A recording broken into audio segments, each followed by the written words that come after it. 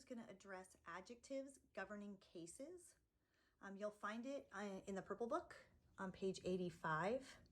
So before I get too much into it, I'm just going to start with English just so we can look at English. And so I've got a couple sentences here and I already labeled everything just so we can see how English deals with things like these prepositional phrases here. Okay, so we've got our subject, linking verb, the predicate adjective, right?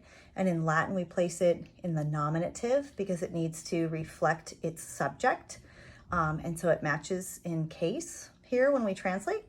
And then we also have for power. In English, that's a prepositional phrase. So we have the preposition for, and you have the object of the preposition power.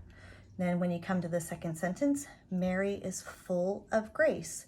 So again, in the English, subject noun, linking verb, predicate adjective, and then we have a prepositional phrase. And so we kind of group that off by itself, by its preposition and its object. Now we're going to move over, and when we're talking about adjectives that govern cases, you're going to see I placed just one of the vocabulary words up here. There are a few others that are governed by different cases. And so with Cupidus we know it's an adjective, and we can tell by those endings here, the us, the and the And then we have what they give, just kind of a quick note there that says with genitive. So I've had kids say, oh, so then we put the Cupidus always goes in a genitive. No, so let's see, is that true? Is it that's what we really do? So we're gonna look at Latin now, and you're gonna see that I've already translated everything and labeled everything. And we're just going to look at these and see what do we notice. I do this with the kids in class. That way they do a little bit of discovery here. And so I'm just kind of laying out for you parents just kind of how to see it. So let's look here. We have imperii cupidus est, and it translates to he is eager for power. Okay, well, we just saw that in the English over here. He's eager for power. So we know in English how we see these things. And let's look at how it was labeled then in the Latin. So we have imperii, so it's imperium, imperii. We know it's a second declension and it's neuter. Okay, and so it's a singular genitive here. And that word means power. Okay, it means command, power, empire, I believe. And then we have Cupidus, which is in a nominative, right? Because he is eager, we said, is a predicate adjective in English. And so we reflect it with the nominative here. And then we're going to look at our subject. We're going to have to pull the subject pronoun from here, which is how we get our he is, right? So the est is he is. The Cupidus in the nominative is eager. And then we have for power, which is the imperii, and it's in a genitive. Okay. Now, let's go back. Some of you might already be thinking like, hey, wait a second. So we're gonna discover here some things. We're gonna go to number 2, Galli, gloriae, cupidi, errant.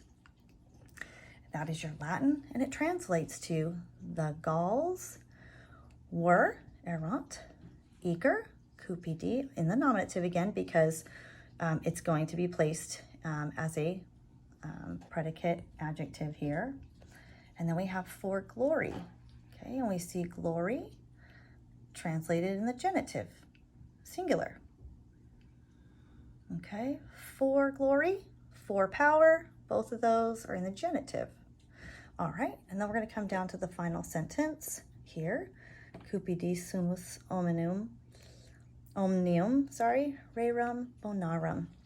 And so everything is labeled again. And this one, usually I would group all of this together here, but I did it separate just to sort of bring your eyes to what I want to bring your eyes to. I would usually group these together because I can tell this is an adjective, this is a noun, and this is another adjective.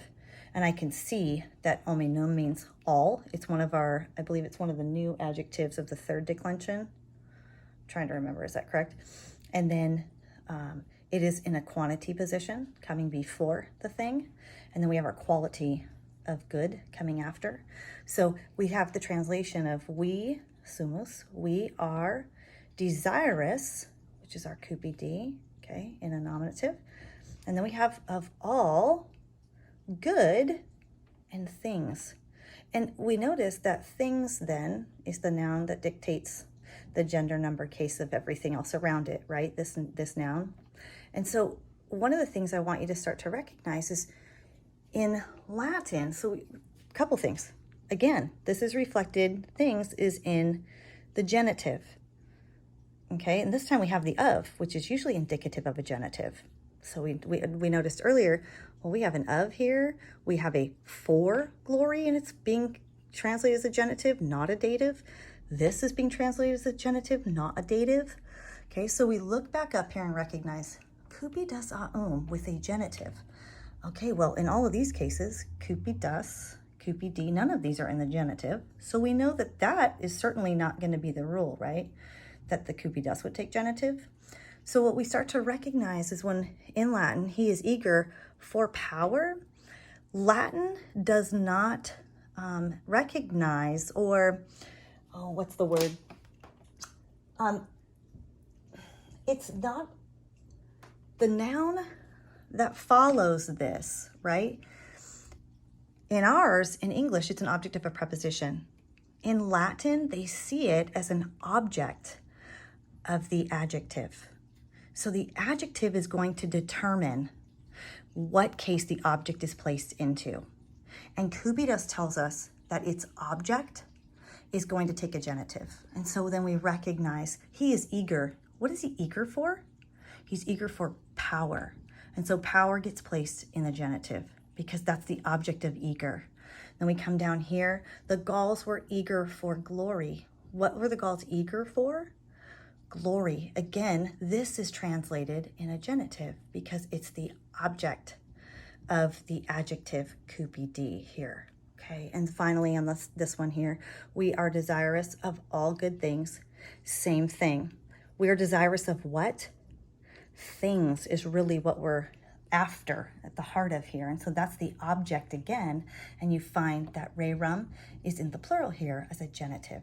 So this is how the adjectives governing cases works. And you'll find that some of the other vocabulary are going to say, you know, it can take an ablative or a genitive.